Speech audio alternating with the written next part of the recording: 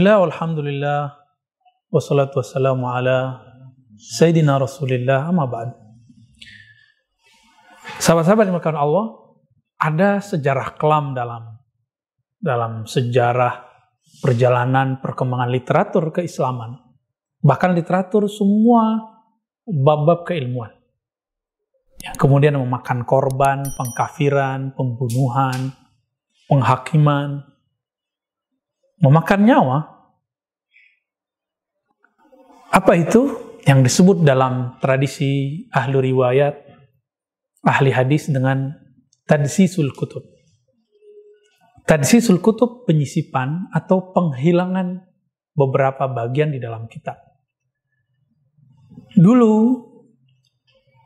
Abu Husain Al-Mansur yang kita kenal dengan Al-Hallaj qaddasallahu sirrahu, beliau dipancung, dilepaskan, ditarik kepalanya dengan badannya berpisah dan tangannya semuanya terpisah karena ada satu kitabnya tentang haji dipalsukan oleh para penyalin, karena di zaman itu tidak ada ISBN. Dulu hanya ada penyalin khattat, ahli kaligrafi. Dulu orang-orang yang pintar kaligrafi sama dengan mesin cetak buku, ahli imla. Karena Al-Hallaj ini didekati, disenangi oleh para ring-ring satu di kesultanan kerajaan di Baghdad, khilafah saat itu, maka beliau banyak yang iri kepadanya. Maka benarlah kata Imam Ghazali, ma min ni'matin illa wa fihi hasidun yahsud. Ya, kullu ni'mat mahsud. Semua kullu ni'matin mahsudah. Semua nikmat itu pasti ada yang hasad. Maka jangan ceritakan nikmat yang kita dapat kepada sembarang orang. Jangan posting nikmat yang kita dapatkan baik secara fisik ataupun secara rohani, pengalaman spiritual. Berbahaya. Al-Imam Hallaj, saya menyebut imam karena kita mengkaji ternyata beliau korban daripada pemalsuan kitab-kitab tersebut. Beliau dituduh mengatakan cukuplah haji di kamar saja. Ketika diadili, sang hakim bertanya, "Wahai Abul Husain Mansur, benarkah ini kitabmu?" Beliau melihat, "Oh iya, wahai Tuan Hakim, itu kitab saya, itu karya saya." Tapi itu bukan salinan beliau. Ini disalin oleh tangan-tangan hasid, orang-orang yang iri dengki kepada beliau. Hakim tanpa panjang pertanyaan, tidak tabayun lagi, langsung ketuk palu, Anda zindik, Anda harus dieksekusi. Dan semua pengikut. Walhasil beliau dan semua pengikutnya dimasukkan ke penjara, lalu beliau berusaha menyelamatkan murid-muridnya, tersisalah beliau sendiri. Dan akhirnya Imam Al-Hallaj menjadi korban pemalsuan kitab. Ternyata di antara peneliti barat menyadari hal yang sama. Meskipun ada imam kita, Imam Zahabi mengikuti Ibnu Taimiyah, mengatakan beliau ini sesat, tapi Zahabi pun kayaknya ragu. Dalam Syiar A'lamin Nubala, terkadang beliau menyerang Hallaj, terkadang beliau berlepas diri, hanya Allah yang tahu. Kita lihat Imam Zahabi ingin hati-hati, terkadang beliau terbawa emosi. Sahabat-sahabat yang melakukan Allah, lalu ini terjadi kembali di zaman Al-Imam Ibn Arabi. Memang para sufi ini karena husnuzonnya tinggi, mereka menjadi korban dari pemalsuan kitab-kitab. Maka kitabnya pun dipalsukan. Disitulah tertulis, akulah Allah, anallah, ana anta anta ana. Padahal di dalam Futuhat Makkiyah, Al-Futuhat Makkiyah belum mengatakan ar-rabbu rabbu wal abdu abdu. Allah itu Allah, hamba itu hamba. Man qala bil hulul fadinhu ma'lul, yang mengatakan hulul persatuan Tuhan dengan hamba, maka agamanya cacat. Siapa yang mengatakan ittihad, maka dia mulhid. Dia telah menentang Allah Subhanahu wa taala. Itulah perkataan yang tertulis dalam Al-Futuhat Al-Makkiyah.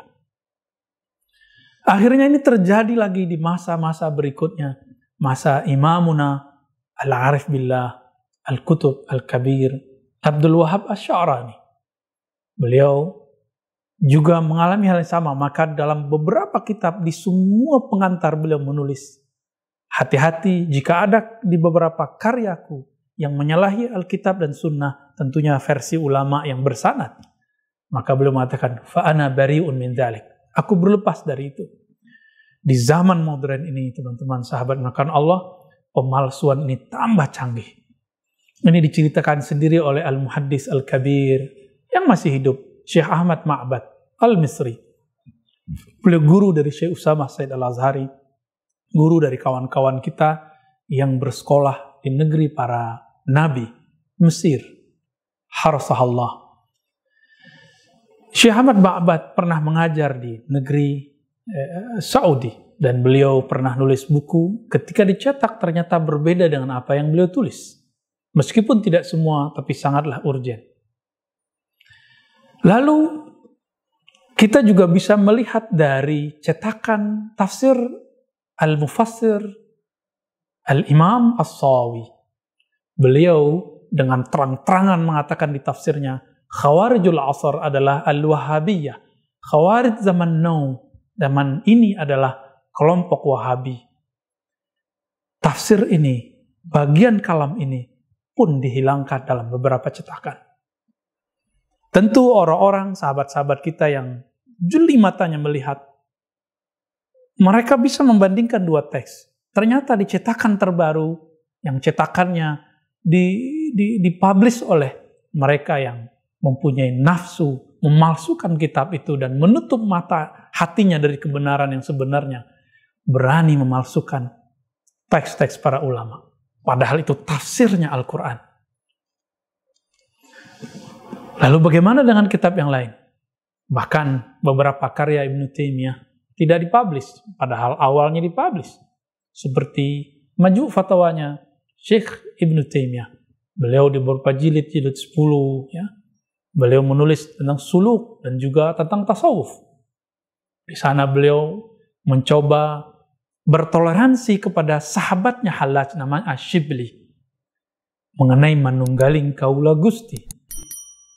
Tetapi sayang sekali, ya, di beberapa redaksi ada yang tidak mempercayainya, dan akhirnya itulah yang terjadi.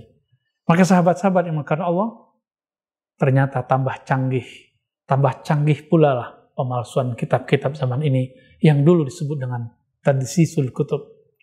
Maka kita berlindung kepada Allah daripada pemalsuan ini. Hati-hati dengan pemalsuan kitab. Assalamualaikum warahmatullahi wabarakatuh.